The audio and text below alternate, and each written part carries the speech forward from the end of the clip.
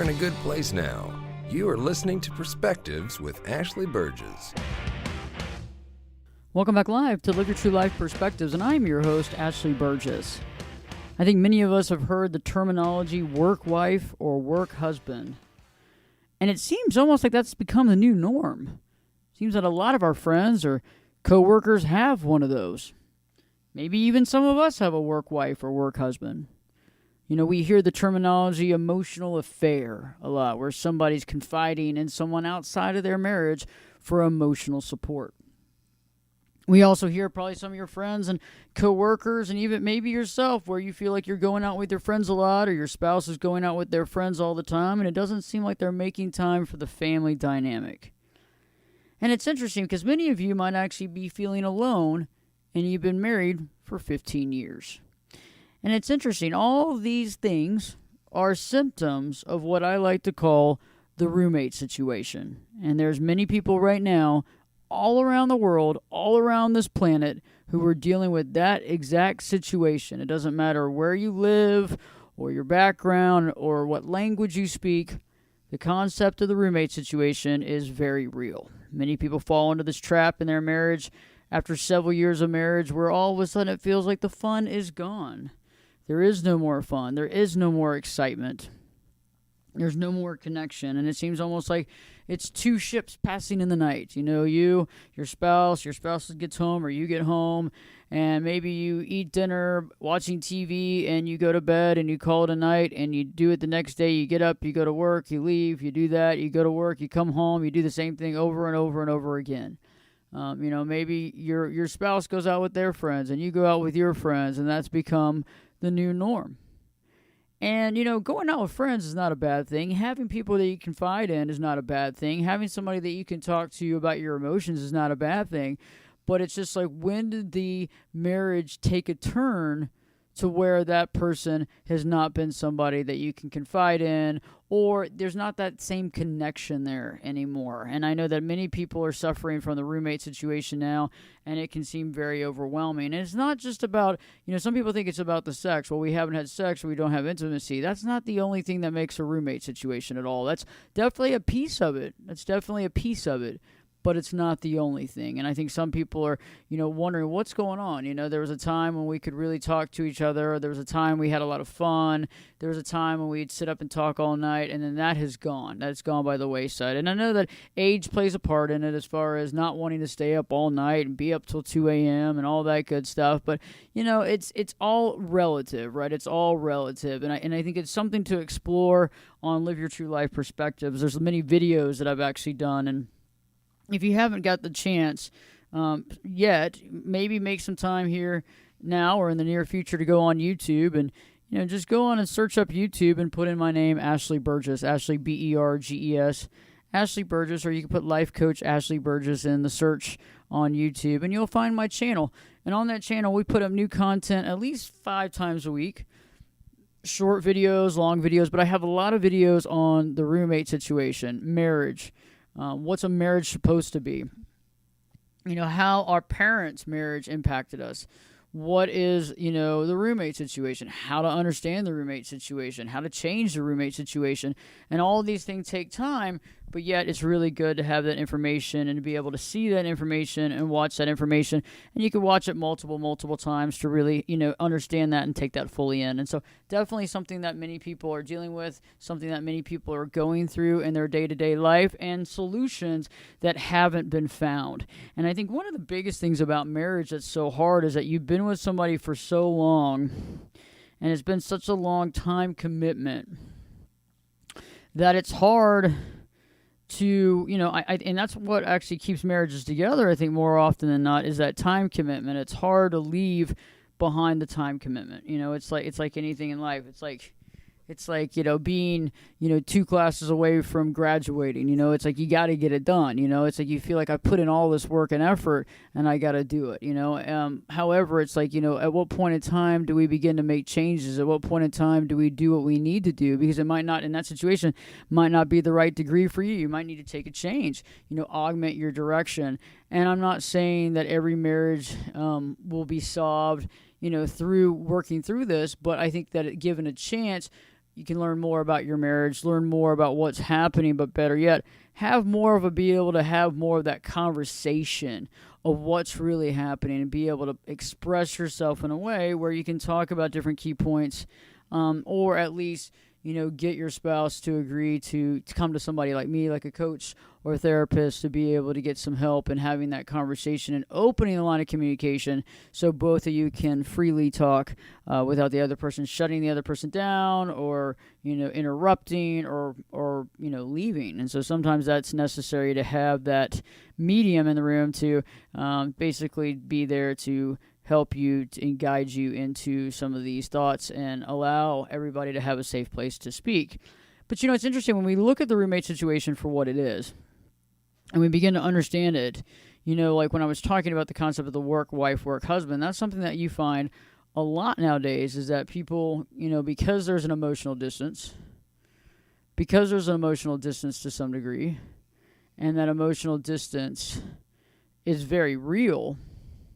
It's interesting because eventually you have to talk to somebody. Eventually there has to be some communication. Eventually there has to be some, communication between people and some communication emotionally with people. And when you're not getting that in a relationship, you're going to be looking for that in other relationships. It's just the way things go. It's just the way things are. And so we definitely need to, understand that people are going to go outside if they don't have that consistency or they don't have that ability to confide or speak with their spouse. And I think that many of you probably feel that way, where you don't have that emotional connection anymore. And maybe some of you feel like you never had that emotional connection, like you never had the ability to really talk about the things that mattered. Perhaps, your significant other was more emotionally shut down or could not emotionally, process things. And that could be interesting too, because if somebody is unable to emotionally process their own emotions, they are not going to be able to process your emotions. And that's going to be challenging for them. And so you will be looking for someone to communicate with or to talk about your emotions in a certain way. And I think that's very important. And it's very important for us to analyze that. And so a lot of times people walk out, or step out or even not really step out. They just emotionally kind of maneuver around and over time find someone that they can communicate with. And usually they find someone who is also unable to really communicate in their household and in their marriage. And so that forms a bond. And so we hear about work wife and work husband a lot. And, a lot of times people joke around about that, but I think it's very real. I think it's very real because both of those people are depending on that other person for emotional support. And they're not getting it anywhere else. And so they're going to need to lean on that person for emotional support, lean on that person to be there for them. And that is a very important aspect of life. And I think that's where we have a lot of these emotional affairs where, people are talking to someone else. They are, opening their heart and bearing their soul to someone else. And I think that's, something that most humans have to do. I think most humans have to have that interaction.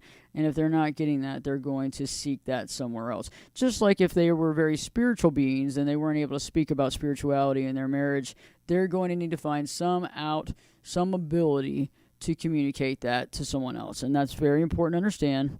And that's something that we have to really get our brain around and see, okay, but the other side of the coin is one person is not going to be everything.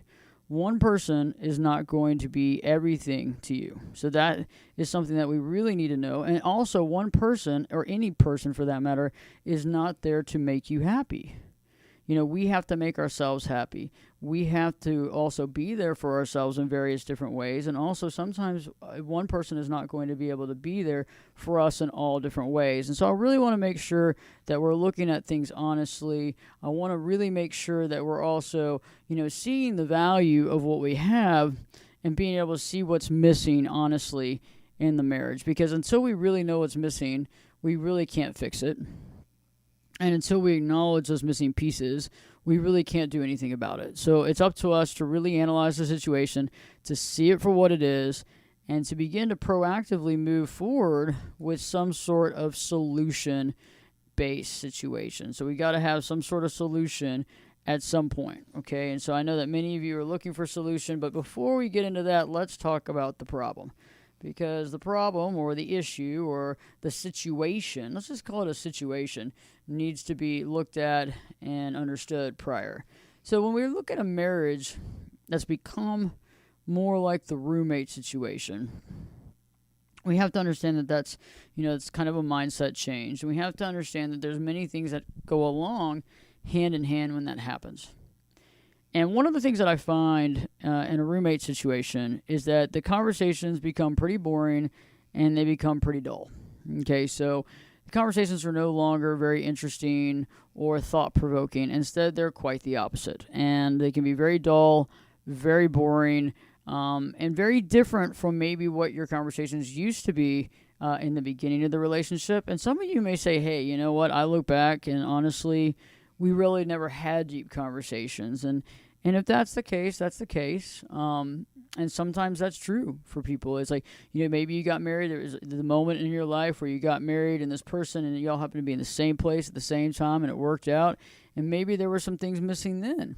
And so we have to take into consideration some of those things as well, because a lot of times we might think that everything kind of fell by the wayside recently, and that might not be the case. There might be certain things that were lacking in your marriage from the very beginning. Now, some of you may say, you know what, that's not what happened with us. The beginning was great. A few years in, everything was good, and then all of a sudden things started changing and waning, and all of a sudden it was almost like you couldn't identify the marriage. And I know that some of you are probably there right now where you're saying, how do we get here? How do we get to this place? How do we get here? What got us here? And that's interesting too, to be able to kind of look back and see throughout the years the changes and augmentations. And I think many of you, may have had children and have a family as well. And so that also is a part of it, focusing on the kids, focusing on the family, careers and financial obligations and responsibilities also, play a big part in the day-to-day role and what happens in the family dynamic. All these things are very important to analyze and understand, and all these things really go a long way for us to see how we got there, and if we can turn back the hands of time to get back to where we need to go. It's not really about turning back the hands of time, honestly. It's about reinventing, oneself, reinventing one's marriage. But I think it's also about reinventing oneself, because it takes two people to reinvent themselves to really begin to come together as a couple. And I don't believe that two people become one. I think it's two people coming in together in a union, where it's two people in a union, not two people become one.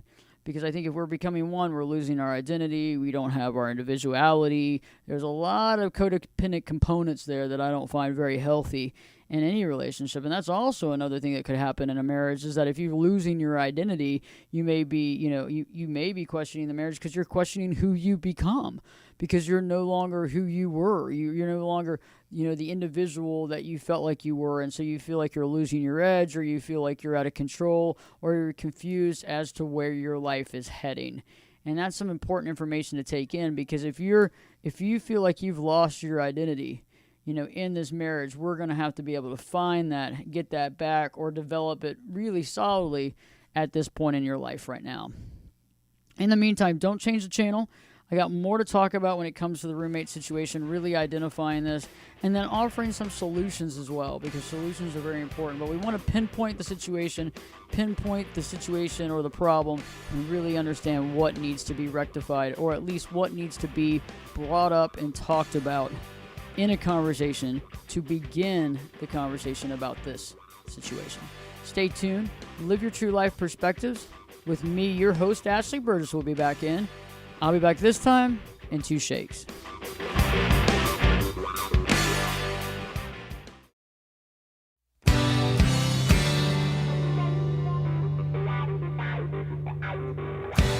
Turn it up and jump in the deep end on Perspectives. Now, here's Ashley. Welcome back live to Live Your True Life Perspectives, and I'm your host, Ashley Burgess.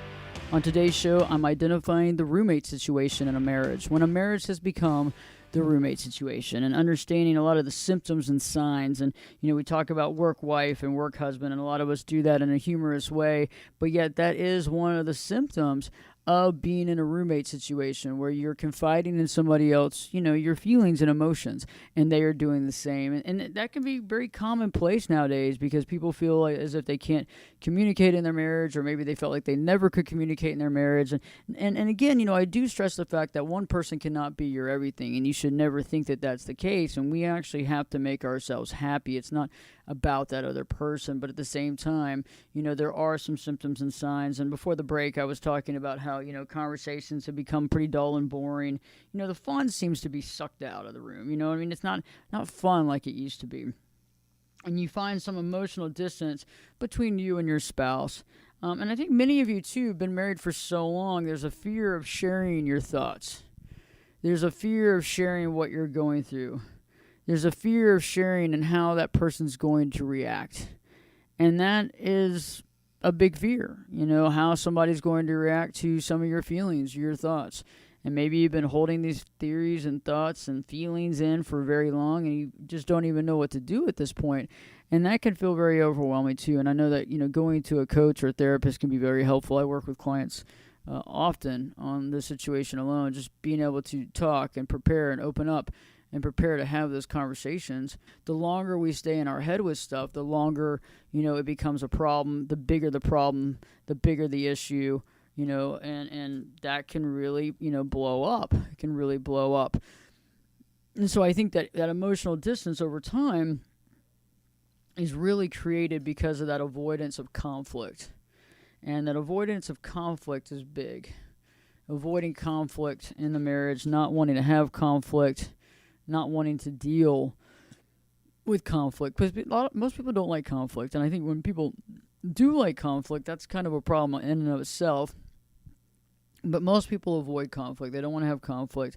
And so there might be some resentment that's harbored from things that have happened in the past, but people don't want to talk about it. Maybe there's some things that, one person wants to talk about, but they just, they're just avoiding because they know that the other person's going to shut down or do the silent treatment or walk out or yell or freak out. And so there's that fear of the response and the fear of not being heard. And on top of that, it's also that fear of having that unneeded conflict that nobody really wants to deal with. And I think that there's so much stress and anxiety in life already that we're already dealing with all this stress. We're already dealing with all this conflict. We're already dealing with all these issues. And those issues, in life outside of the marriage, everything else is like overwhelming enough that we don't want to also deal with this as well. And so I feel like a lot of the big issues get put on the back burner and a lot of the big issues are never talked about, but they get bigger and bigger and bigger, day after day, year after year. And eventually something's got to give, right? Eventually something has to give. And I think that sometimes, that's when somebody blows their top because, the fear of what's going to happen eventually goes away. And then there's a fear of, am I going to live in this lifestyle forever? Am I never going to be able to speak my truth? What happens? Eventually I'm going to have to speak my truth. And so that's always an interesting component. And so when I return, I'll be talking more about the roommate situation. Really understanding it, really deep diving into it, and also providing some solutions of things that we can do to offset that, to be able to discuss, to at least open the lines of communication, to be able to start the conversations, because that's what's so important, is that eventually we have to say something. We can't just stay in silence. And I think that regret is a big piece in life. If we don't say how we feel, or we don't understand how we feel, or we're not able to articulate, we kind of sit there in silence, and we kind of mesh and meld that around and marinate in that, and eventually it just stresses us out. So stay tuned. When I return, we'll be talking more about this. Don't change the channel. Live your true life perspectives with your host, me, Ashley Burgess, will be back in. I'll be back this time, in 2 shapes.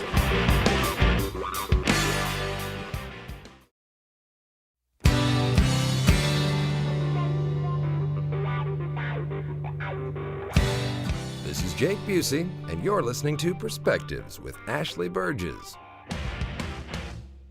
Welcome back live to Live Your True Life Perspectives, and I'm your host, Ashley Burgess. On today's show, we're talking about the roommate situation and understanding if your marriage has become the roommate situation. And it's not all about, we're not having sex, we're not having intimacy. That is definitely a piece of the puzzle, but there are other things that go hand in hand with the roommate situation. And before the break, I've been talking about how the fun seems to have gone away, how the conversations have become more dull and boring, about how there's emotional distance between you and your spouse, and that fear of sharing, and that fear of how they will react when you share. I discussed the avoiding conflict concept about about, how we avoid the conflict. We don't talk about what's bothering us, how we can be harboring resentment, and how that can also create more of a physical, mental, emotional divide. But yes, now I want to jump into the sex component. Where did the sex go? And I think that's also a piece of it too, is that physical divide as well, because eventually, our thoughts, will divide us, because our thoughts and feelings, are super real to us. And at the same point, it's like that's going to eventually divide us in different ways as well. And I know that some of you out there say, well, you know what, I never had a really solid, sexual relationship in my marriage. And if that's the case, going into it, you kind of realize that that was something that might not, be at the level you wanted it to, but you offset it, you allowed it to be, because there were other pieces of the puzzle in the relationship that were working for you. And so, being able to be honest too, because we need to have an honest assessment. We need to have an honest assessment about the relationship. We need to have an honest assessment about the beginning of the relationship, and understanding what was working in the beginning, what might not have been working very well in the beginning. And better yet, kind of looking at that type of thing and saying, okay, I realize that this wasn't working well. I realize that wasn't working well, but these pieces were working well. Are these pieces still working well? And if they are, great. If not, then what needs to be changed? Or, have I changed as an individual as far as what I want in my life, as far as what type of interaction and relationship I want in my life? Is that part of my reality? Do I need to accept that and see life a certain way? And I think that these are very important things, because, again, remember, the marriage is the marriage, right? And that's important in and of itself. But the marriage is not just the marriage. It's also two different people. And two different people make up the marriage. It would be like two different people making up, a LLC, a company, right? You have two people coming together to form a company, right? And the company acts together and does things together and moves together and works together. But the two different people that come, it's not like they become one person. It's two different people. And so realizing that, again, you are an individual dealing with your own things, dealing with your own stuff, dealing with your own problems, dealing with your own responsibilities. And those things have to be recognized and realized. And those are very important aspects here that we have, that we need to also recognize and realize as well. But when we look back at the sex, and say, let's say that you did have a really good sex life in the very beginning of the relationship. Okay, so what happened to it? Is there a lot of water under the bridge? Is there a lot of things that you feel distance from, that things have happened? Is there a way to open that line of communication? We'll talk about that. And sometimes it's interesting too. It's like, we find that people can, not only get distant, but also get physically distant. There's some people that can have they can have sex, but they're not very emotionally connected. So you're looking at various different sides of the coin. I'm not saying not to or to have, but I'm saying that, we have to look at it from various different areas. I also believe that comparing our marriage to other people is not a good idea. Because if you're comparing your marriage to another person's marriage, you really don't know what you're comparing your marriage to.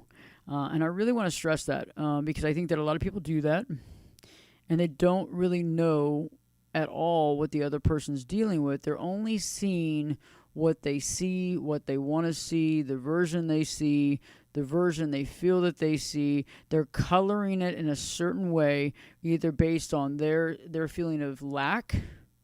And that can happen too. It's just like, it's very interesting, when you go out to dinner with folks and you listen to them talk, and it's interesting to, try to figure out what kind of marriage they have. But it's like, that's just futile, because you really never know. I mean, most people put on, a game face, or most people, it's not necessarily the way you see it. And also it can be smoke and mirrors based on how you want to interpret that marriage. And maybe the things that you feel are lacking, and the things that you think that maybe they have, or that marriage in particular possesses, different from your own marriage. And these are things that really need to be discussed. These are deep conversations that most people never have. They just don't. They don't want to discuss it. They don't want to deal with it. They don't want to feel it. They don't want to think about it. They don't want to have any issue with it. They just want to go through life and deal with it, and keep getting that Medal of Honor for, oh, wow, we were married for another year. Oh, wow, we were married for another year. And that's great. I mean, I understand marriage. I've been married for a while. I understand that. But I think eventually sometimes we get into that whole rat race of counting the years instead of really working to make the stuff in between that really work out in the marriage. And that's something that we really need to analyze and think about. When I was talking earlier about, confiding in others, having that work husband, that work wife, that's very important as well. That's another, symptom of the roommate situation. And again, though, I stress that, your spouse can't be your one and only person in your life. You have to be outside friends and family and coworkers and, best friends and all that stuff that can really help make our life even more meaningful and interesting. So it's not just the only person. So I don't find problem in that by itself. I mean, we're looking at a lot of these together. It's not just one symptom. It's multiple symptoms that really create the roommate situation. Another symptom is that living that different life. Living different lives, really, having trouble kind of meshing the lives together, kind of almost going in two different directions. And a lot of times that can go hand in hand with not having joint plans for the future, or not seeing the future together, or not thinking about the future together. And that can be a big piece too. And I think that's because when somebody's looking for themselves, or they're wondering, or they're questioning their future, those types of things. Also, another point is like, you feel like you have nothing to talk about. And that can be hard too. And sometimes this can be because, you've been together as long as you have. Sometimes many of you that are empty nesters after the kids have left for college or school or moved out on their own or got married or whatever happened with them, that can be an overwhelming process too, is that you wake up one day and it's just you and your spouse and you're like, ooh, what happened here? What's going on here? How did I get here? What do I do next? Where do I go from here? And these are really deep questions. And these are questions that you really have to, honestly, get introspective on and think about that, because these things can make you really question, a 30-year marriage. You can sit there and say, why did I get married? Why am I here now? What have I done? What got me here? What am I dealing with? And what can I do to augment or change the situation? And I feel like this is really important because I think many people go through this. I think many of us are dealing with this on a day-to-day basis. I have so many clients that talk about it. They said, hey, I just don't even know what to do anymore. I have these thoughts in my head and I don't know what to say or do. And I feel like if I bring it up, I'm going to cause pain and suffering. I don't want to upset anybody. I don't want to rock the boat. I don't want to make anybody mad. And so therefore, we have, these issues, that are playing a role, and that fear of discussing how we feel. And I think that's really important to understand and to think about how do we begin to not only, voice our opinion in a positive way, but also be open to other people's opinion, be open to the other person's way of thinking, and be open to finding solution. And so how do we begin to turn the roommate situation around? How do we begin to do that? And I think that a lot of times, by the time that we've acknowledged the fact that we are in a roommate situation, it's probably been quite a while. It's probably been a long time. It's probably not just been a couple of days. It's probably not just been, oh, okay, yeah, I just realized this, things changed yesterday. No, I think it's probably been maybe several years. The average client that comes to me that's dealing with this, it's been several years that this has been going on. And they're just now kind of not only acknowledging the fact, but it's gotten painful. It started to get painful for them. It's starting to get painful as far as, feeling unfulfilled. That unfulfilled feeling where it's like, okay, is this all there is? Is this it? Do I just have to prepare for this? Is this all there is? And that's a big question. Is this all there is? And that's what a lot of people wonder. And then they get to a point where they go, you know what? I don't think it is. Maybe there's more than this. What do I do? How do I begin to look for that? But first off, how do I do what's right in this situation and move forward the right way? Because I think that's important too, is to be able to analyze and say, okay, hey, I've been in this marriage for this long. What can I do to see if I can move things forward in a positive way? If I can move things in a positive way, move the pendulum in a positive way and feel really good, at least about being honest and being truthful about my feelings, at least being honest and being truthful of what I needed to talk about. And, because I think that once you fall into these patterns, it's hard to get out of it because it becomes a program, right? It's a program. It's a constant program that we're dealing with, and it becomes our new normal. A lot of people were talking about how COVID was our new normal, but come on, we're talking about how the marriage situation has become the new normal, and we accept all this stuff, and we kind of slowly things may get worse or harder to deal with, but it's not that bad, it's not that painful. But eventually one day you kind of wake up and go, wait a second, how did I get here? And I think the first thing that we can begin to do is to begin to start our own journal and thinking about what is important to me. What is important to me? What do I want out of this life? What is it that I want to do in this lifetime? What is it that I want to experience in this lifetime? And, can I do that with this other person? Can I do that with this other person in the state of mind or what they're doing right now? Can I do this in the state of mind that I'm in right now? That's a big question. These are very, very big questions. Can I do that in the state of mind I'm in right now? And it's important to ask that question. I think also, too, it's like, what is it that you want to achieve? What is it that you want to achieve? Really, really think about this. Really, really digest in this. Really, really go deep into this. Because I think that the deeper you go into this, the more you can begin to understand and reveal important things to yourself that you might not even know are important to you. You might not even know are very special to you. Because I believe that our goals and our pursuits are very important to understand. And in any relationship, whether it's a marriage or a friendship or a family dynamic or even a business, we have to know the direction that we want to go in. We have to understand that direction. We have to understand what's important to us, what ignites that, passion flame, that direction that we want to attain. Because I think nobody wants to deal with regret in their life. Nobody wants to feel regret or deal with regret. And so this is something that does need to be discovered and thought about. And can this be tackled, in a positive way in this marriage and being in this marriage? I think another thing that's important is also obviously communication. Communication is key, and being able to open the line of communication is very important. And being able to open that line of communication, being able to open that and communicate in a way that makes sense. And, that communication is so valuable when we're able to communicate instead of closing down, instead of disengaging, but being able to, communicate in a positive way, being able to talk in a positive way, at least being able to either be positive or neutral in our talk, but also have that strategy of, okay, I'm not going to be too defensive in my response. I'm not going to be angry to what the other person's saying. I'm going to at least be able to listen. And that can be really tough and challenging.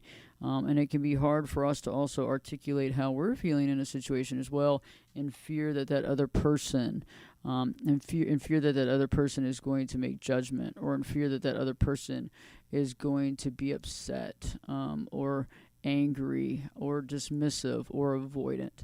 And all of these things are very important. All of these things are interesting to understand, because I think this is how we go down that slippery slope. This is how these things happen. This is how we fall into these pitfalls, is we stop communicating. We stop having that conversation. And sometimes that conversation, you've tried to have that conversation in the past, but you were unable to have it, and you might shut down again, or you've tried it again, and that other person was not listening. And so there's various things, or maybe you tried to have a conversation, but you couldn't get out of your mouth what you wanted to talk about.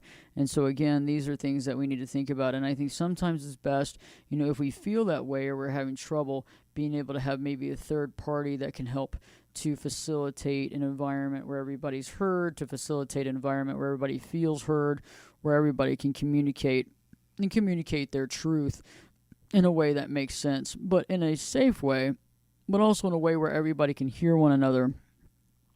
And it's hard, though, when you've been married to somebody for very long, there's a lot of fear. There's a lot of fear of abandonment. There's also, a lot of fear of how that person's going to take what you have to say. And also the other way around is listening to what that person's saying and allowing that to be, too, is challenging. I mean, it's a lot easier when you're dealing with a friend or someone you haven't known that long, but somebody that you've known very long and you've had a committed relationship to can be challenging. So stay tuned when I return. I'm giving you more tips and tricks on how to deal with this and how to overcome this, or at least how to begin to open the lines of communication. Live your true life perspectives with your host, me, Ashley Burgess, will be back in. I'll be back this time in 2 shakes.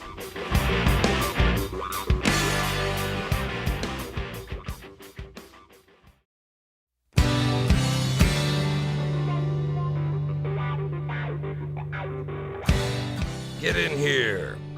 You're listening to Perspectives with Ashley Burgess. Welcome back live to Live Your True Life Perspectives, and I'm your host, Ashley Burgess. On today's show, I've been talking about the roommate situation and understanding that with regards to a marriage and how to understand if we are in the roommate situation.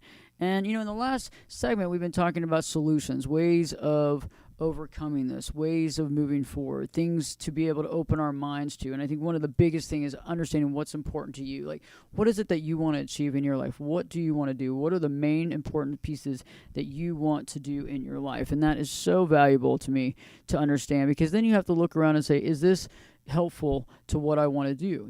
Is this going to be supportive? And we need to talk about that, understand where each direction of each person is, the direction each person is going in, and very, very much understand the goals of each person, but very much understanding the goals that you have. And that'll really help you to understand and process kind of things that you need to do, but not only that, but also understanding the environment you need to be in and the steps that you need to take to make that a reality. The next step is that communication. Opening that communication, not closing down, not disengaging, not avoiding. And this can be hard. In any marriage, it's hard because time is time. And the longer you're with somebody, the harder it is a lot of time to really state how you feel, to be honest with your feelings, to tell them what you're thinking. It can be very, very hard. And it can be very challenging. And that's something that, a lot of people battle with, is I want to be there, I want to be transparent, but yet I'm worried as to how the other person's going to respond or take the information or deal with the information or understand the information. And that can clearly be an issue. And so a lot of times people will come to, using a coach or a therapist like myself. As a coach, I really work on, really being able to listen to each person, asking the right questions, really interpreting certain things, but beginning with actually working with the individual, because the individual is where this starts. It's not just a marital thing. This is the individual thing, and being able to understand your goals and desires and how you feel and what you're going through, and then being able to kind of put together the pieces and understanding that marriage piece. And that can be very important to understand.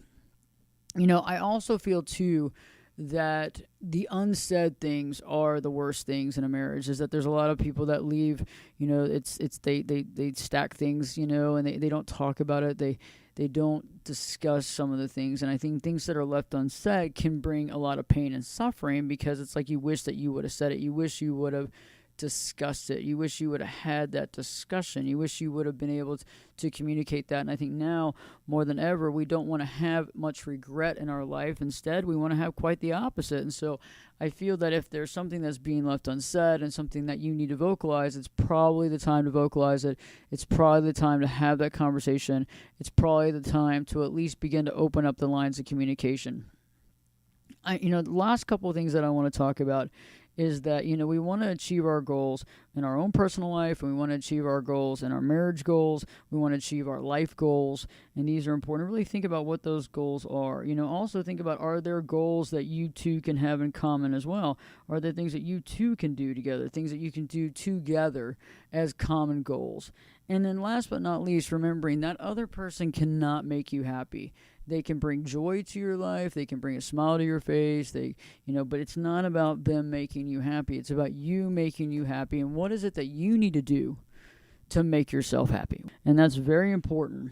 And I feel that the roommate situation, it's really two people most often that are kind of going in different directions and then trying to process the emotions of the marriage. And I think that, together this can be a real challenge. I mean, together there can be so much that you're dealing with, so much that you're having to go through. And that, to me, is a big is a big eye opener and something that we all need to deal with. And so definitely beginning with you and looking at you and deciding, what is it that I need to work on my own? What is it that I need to work on with myself? What are the things that I want to do in my life? And then what are the things that I want to work on in my marriage? What do I want from my marriage? What do I want from this union? Also, how do we have those big conversations? Because the more we're able to communicate and the more closer we're able to get, the better the union is. And sometimes those are the not so fun communications. Sometimes those are the things that we don't want to talk about. Those are the uncomfortable conversations. And sometimes those uncomfortable conversations can be some of the most enlightened conversations and the most life-changing conversations that we can ever have. In the meantime, if you haven't already, check out the YouTube channel and also check out the website, ashleyburgess.com. And, we have video content up almost every single day on YouTube. And so check that out when you get a chance. Just check up YouTube and put in Ashley, Berges, or go to YouTube and put in Life Coach Ashley Burgess. There'll be another show coming up soon. And in the meantime, I hope this show has helped you. Please share it with any family and friends that you think need to hear the message. Live your true life perspectives with your host, me, Ashley Burgess, will be back in. I'll be back this time. You know it. I'll be back this time in 3 shakes.